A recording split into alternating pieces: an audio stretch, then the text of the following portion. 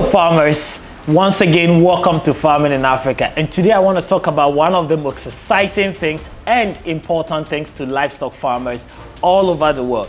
This I had to learn the hard way, and it took me years of experiment and research to be able to draw this conclusion. And today I'm going to talk to you about the number one out of the four most important things that every livestock farmer needs to get right in order to succeed in the livestock business. And that is why today I'm choosing the most important one to share with you guys for free. And this has cost me a lot of traveling, a lot of research to be able to finally lock it down. And that's why today I want us to discuss. So if you're a livestock farmer, you don't want to miss this episode. Stay tuned as I come back and explain to you what it's going to take for you to get the most out of your livestock farm.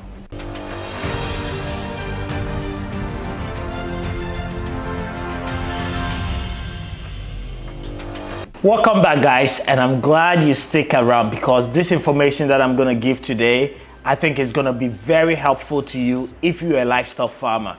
If you're doing poultry, pig, sheep, goats, or even cattle, like, you need this information in order to succeed.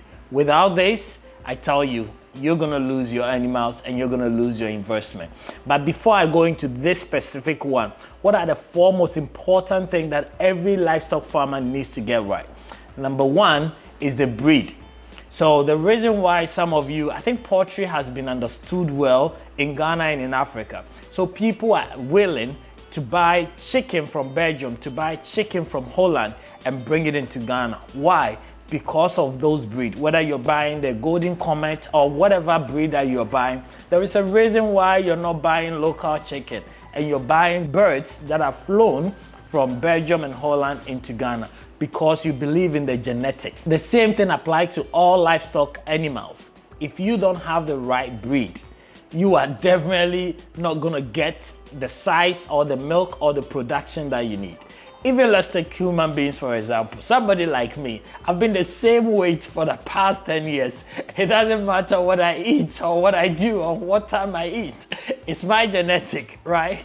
So if you have a goat that is fed and his genetic is small and you feed that goat or whatever you do to that goat is still gonna be a skinny goat to you. That's me. If you get somebody that is obese or has obesity in their family, I think it doesn't matter what they do. Even when they are stressed, they still get bigger. That's genetics. So it's very important that depending on what you want to do as the farmer, you choose the right genetic to suit you. You can't choose, a West African dwarf and expect to have a high milk production. You need to choose an Ipan goat or a Senan goat to be able to have that. You can't keep a West African dwarf and expect to have 80 kg of meat from it. No, you need to choose a Boer goat or a Kalahari Red, right? So genetic is number one, but that's not what we are talking about today. Number two is nutrition, right? Once you have the right genetics, if you don't feed them the right minerals and nutrients they need, that animal is not gonna be able to give you its potential, which is what it already has in him. So giving them the right food is great. Then number three is health. Obviously, your food can become a medicine, but we know that there are some viruses, there are climates, there are different bacteria that even though we feed them right, we need to fight or prevent them from even getting it, like vaccinations, right? So then that becomes the three most important things that a farmer needs to know. Having a medication plan that you follow to make sure that certain kind of diseases and viruses are prevented. Then the last one, which is number four, is management. Obviously, if you do all these three things right and your pen or your structure is not right, or let's say you don't have trained people, even the way they handle the animal could affect them by killing them, the way how your environment is. All these things comes into management. The people you have, the facilities you have, water, what kind of water are they giving to them? Are they giving them dirty water? All these things could also cause hazard to your animals. So these are the four most important things that I think every livestock farmer needs to know. And if you want to go in depth in any of these things, please go down there. You can schedule a time with me and I will come one-on-one, discuss it with you, help you draw a plan for your livestock. But today, out of these four, I'm gonna pick nutrition and talk to you guys about nutrition. And before I go into nutrition, I just wanna open your eyes to certain things. So how do you even identify, or what are the issues in case your goat or your cattle is malnutrition, right? So I've had a lot of messages from some of you. You reach out to us on WhatsApp, you say, my goat had a miscarriage, or I've had a goat for 2 years or a cow for 2 years, that cow is not able to give birth. Guess what? That could be a nutrition problem, right? Anemia. Some of you come to me, you talk to me about the symptoms. I tell you your goat has anemia. Why does your goat has anemia? That is a nutrition problem. The goat needs something that is not getting, and that's why it's causing the goat anemia. You walk around and you see a goat's skin, right? There's loss of hair. You could see a goat and the skin is very rough. It's like it's standing, it's like some is removing. That is because of a nutrition problem, right? You also have the skin loss. We call it actually fishtail. So you have a goat that the tip of the tail is losing hair. That is a nutrition problem. Miscarriage could be another thing that is caused by lack of nutrition. And I know this is something that a lot of farmers deals with it. And it's very sad because, a farmer, your profit is the babies. Yesterday, good for us, 2 of our goats actually gave birth. One of them gave birth to 3, and then one of them gave birth to 2, right? If you don't have nutrients, or if your goat is not having enough nutritious food, it cannot be able to give that birth because it needs these nutrients to be able to pass it on into the baby, right? Whilst it's forming it. And that if the mom is lacking that, then the baby cannot survive. So what happens? The baby dies inside and have to come out. And this is costing a lot of you money, right? So what are the nutrients it needs and so on to be able to form its baby, right? So a lot. I walk around and one thing I enjoy is actually pointing out a good local goat and a bad local goat, because when I see a goat that is healthy, even the skin color will be able to tell me that this goat is getting all the nutrients that it needs. How are these goats getting their nutrients? Let me know in the comment below what kind of nutrients, what kind of food are you actually feeding your goat? And maybe I can help you out, but write in the comment, let us know, what are you feeding your goat, your cow, your sheep, your pigs with? I think when it comes to pigs and poultry, people are more conscious about it and they try to mix something to feed them. But when it comes to goats and cows, we leave them on their own. Yes, they will get a lot of the nutrients that they need roaming in plants. In the dry season, most of the plants die, if you haven't observed this. And that is why in the dry season, our animals get so skinny to the point that sometimes they even lose their life. Because if they are eating only grass, then they are not getting majority of the feed that they need, right? And that is very risky. You're gonna lose pregnant women, you're gonna have miscarriage, and you're probably gonna lose even any animal that you have if they are not getting this nutrient, right? The goats that are walking around, even if it's in the dry season and they are getting all the nutrients, they will still miss certain nutrients. Nutrient like selenium is found in the soil. So if you're in an area where you don't have selenium in the soil, that goat is never gonna get it, right? Salt. Even we human beings, we haven't been able to identify a plant that has salt, iodine in it. And therefore we have to use salt in every meal. The same thing for goats. They need iodine. So without salt, where are they going to get it from? Thank you for watching this far.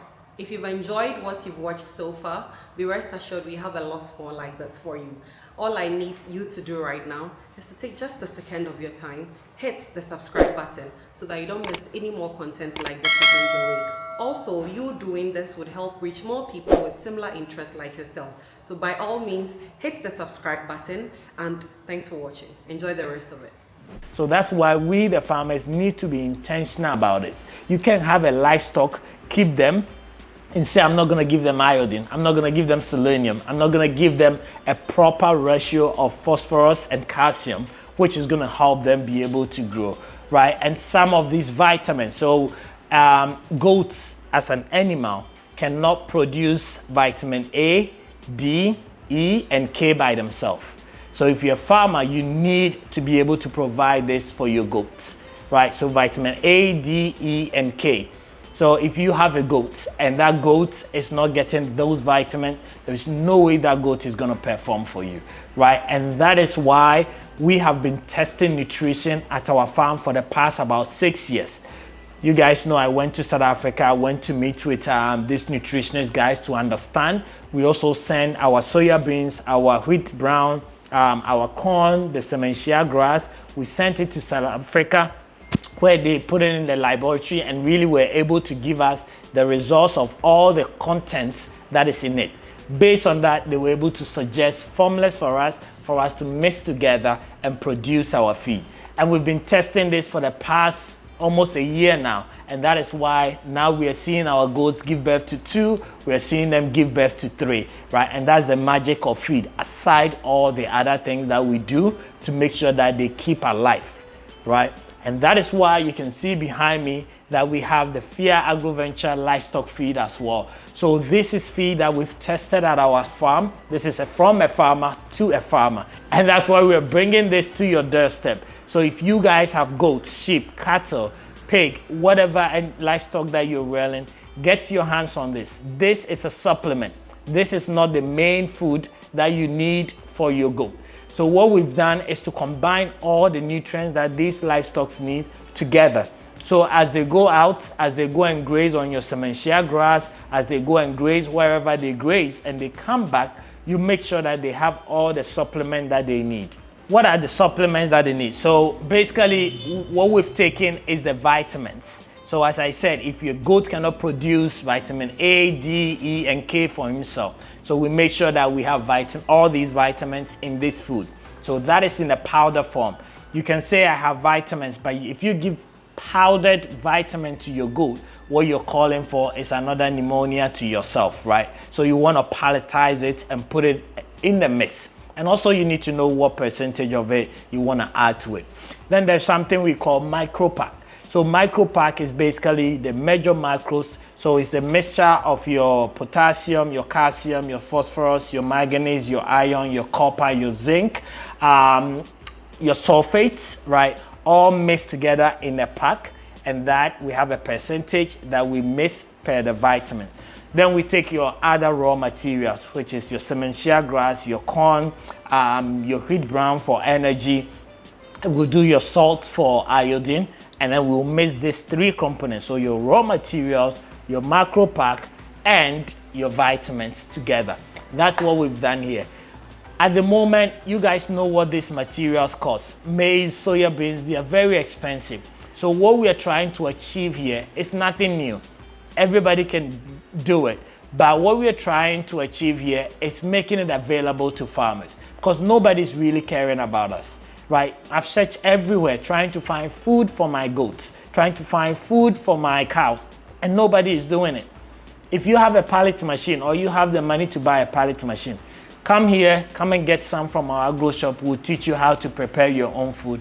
But if you can't and you have 5 goats, 6 goats, you're hoping to expand that, those goats are not going to grow and expand for you if they are lacking these minerals. And that's why we have done this feed, to share it with other farmers, where we know that if you feed this to your female goat, it will get all the nutrients it needs to be able to produce and yield results for you, right? And this is more of a supplement. So like I was saying, whatever your goat is grazing on or eating, if you have cassava peels, if you have the Sementia grass, continue to allow that goat to feed on that. But once it comes home, whether in the evening or in the morning, you feed a percentage of this to that goat.